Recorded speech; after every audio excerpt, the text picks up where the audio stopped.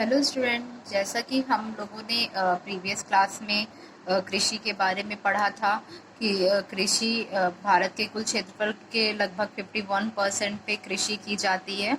और कृषि वर्ड जो है वो लैटिन भाषा के एग्री वर्ड से लिया गया है। तो आज हम पढ़ेंगे कि भारत में कृषि जो है वो कितने प्रकार से की जाती है। इसी के बारे में आज हम अध्ययन करेंगे। तो जैसा कि हम सभी को मालूम है कि भारत एक कृषि प्रधान देश है तथा भारत में खेती करने के अनेक तरीके हैं। तो भारत में की जाने वाली सभी प्रकार की खेती के प्रकार जानने के लिए आज हम कोशिश करेंगे। तो स्टेप बाय स्टेप हम लोग पढ़ते चलते हैं। तो पहली कृषि के प्रकार में कौन सी है? सोपान कृषि, जिसे हम क्या कहते हैं? Terrace cultivation. आमतौर पर टेरेस कल्टीवेशन का हिंदी में जो मतलब होता है वो होता है सोपान कृषि। सोपान कृषि भारत में की जाने वाली खेती के एक प्रकार में से है। इसके साथ पर्वत के उतार पर भी छोटे छोटे टेरेस तैयार करके खेती की जाती है। जनरली इस प्रकार की खेती जो है वो मेघालय, हरियाणा, यूपी, हिमाचल प्रदेश और उत्तरांचल आदि राज्यों में की जाती है।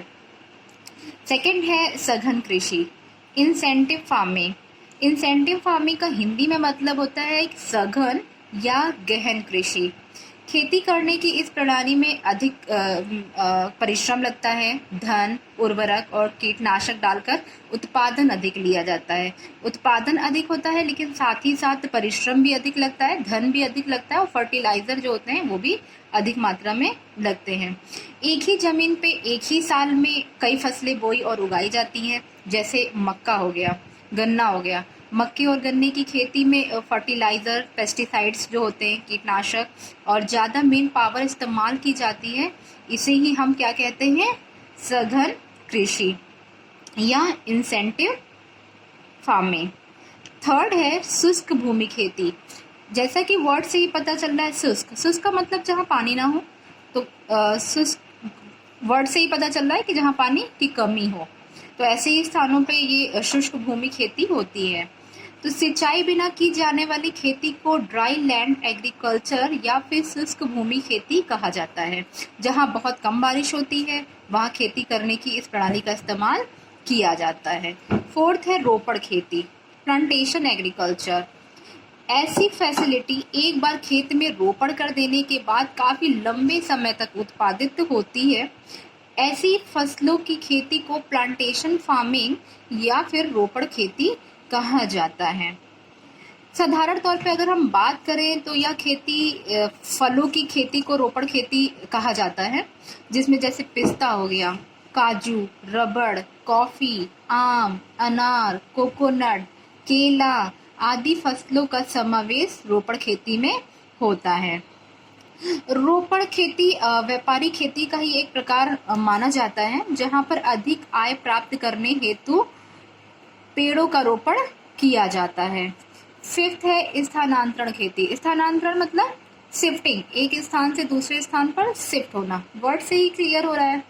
तो शिफ्टिंग फार्मिंग या फिर स्थानांतरण खेती, जहाँ जंगल और भारी वर्षा होती है, घने घने जंगल होते हैं, डेंस फॉरेस्ट होते हैं और बारिश जो होती है वो भी अच्छी होती है, वहाँ शिफ्टिंग एग्रीकल्चर या स्थानांतरण खेती की जाती है।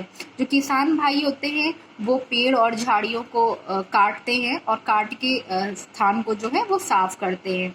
इसके बाद मैदान पर 2-3 साल तक पुराने उपकरण की सहायता से खेती की जाती है।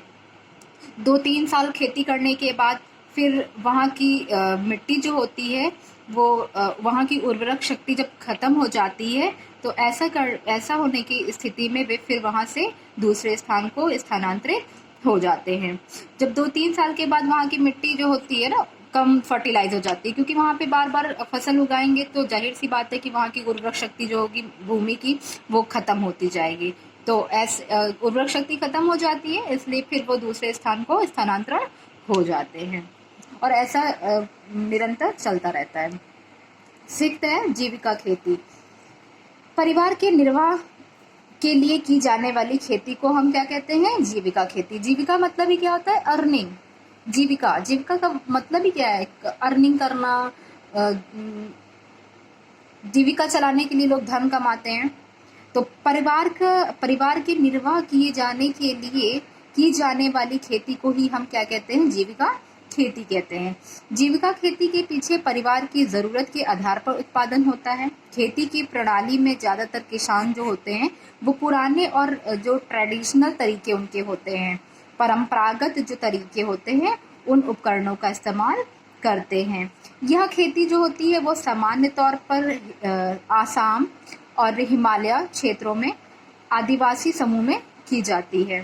खेती की इस प्रणाली में जमीन में पाया जाने वाला अनाज उपज परिवार के उपयोग में लाया जाता है। जैसा कि वर्ड से ही क्लियर हो रहा है कि जीविका यानी कि परिवार के निर्वाह के लिए, कि जितनी परिवार को जरूरत है जिस फसल की, उसी को ज्यादातर उस भूमि पर उगाया जाएगा और उसका इस्तेमाल परिवार के लोग करेंगे। सेवेंथ एंड लास्ट, मिश्रित खेती। मिश्रित से ही पता चल रहा है कि एक से ज्यादा फसल होंगी। तो फसलों के उत्पादन के साथ ही पशुधन का उत्पादन कृषि की प्रणाली को मिश्रित खेती कहते हैं। मिश्रित खेती का हेतु एक से अधिक स्रोत से आय प्राप्त करना होता है। मेन इनका जो स्रोत होगा वो क्या होगा, अर्निंग होगा। इस प्रणाली में मजदूरों को साल भर के लिए मजदूरी उपलब्ध कराना है। कृषि की इस प्रणाली में जमीन से निरंतर उत्पादन प्राप्त किया जाता है। भारत में की जाने वाली खेती प्रणाली के बारे में अधिक